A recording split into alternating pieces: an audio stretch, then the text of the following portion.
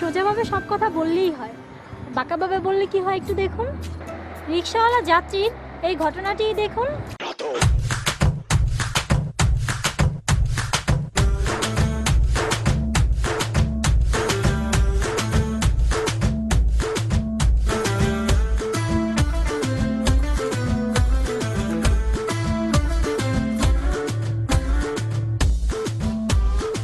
আপা কাপড়টা তোলেন। আপা কাপড়টা তোলেন। আপা কাপড়টা একটু দেন।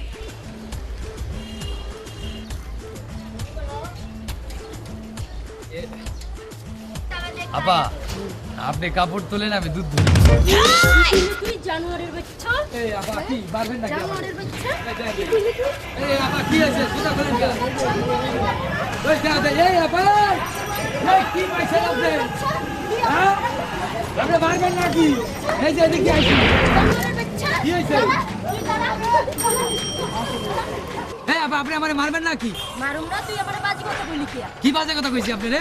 হারামজাদা, তুই আমার ওইটা ধরতে চাইলি কিয়া? এই আপা আমি কি আমরা ওইটা ধরতে চাইছি? আপনি কিন্তু কথা না বুঝা কথা কইতেছে। তুই কি বুঝাবি আমারে হারামজাদা? আমি খারাপ কথা কইছি? আপনারা বাঁচাইছি এটা আমার দোষাইছে? হ্যাঁ চিনস আমারে? তুই চিনস না আমারে? চিনাইয়া দিমু কিন্তু। এই আপা আপনি আমার কথা শোনার চেষ্টা করেন ভাই। কি?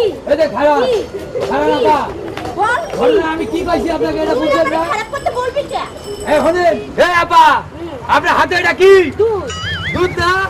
এটা কি লাগছে? কাপড়। তা আমি কি কইছি? আপা কাপড় তোলেন, আমি দুধ ধরি। এইটা যদি আমি না ধরি তাহলে আপনি ওই কাপড়টা উঠাইতে পারবেন?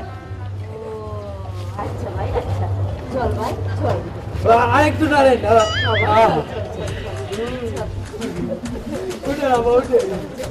আপনার তো ভালো কিন্তু না বুঝতে গেছেন না।